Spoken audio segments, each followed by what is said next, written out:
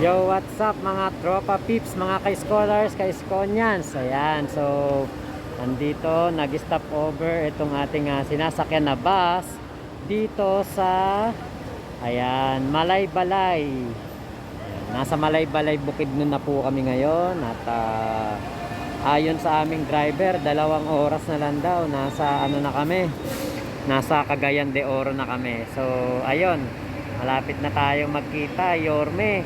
Malapit na tayong magkita, mga idol nating senador at kaya Vice President, Willie Ong. Yan, Yorme. Ayan, makikita ko na naman si Yorme. At this time, susulitin ko na po. Talagang kakausapin ko na si Yorme, kakapalan ko na mukha ko. Kasi nung nakaraan, hiyang-hiya ako eh. Ngayon, lahat sila kakausapin ko na. So, yan po, mamaya ulit. Ingat po kayong lahat dyan. Ingat din kami.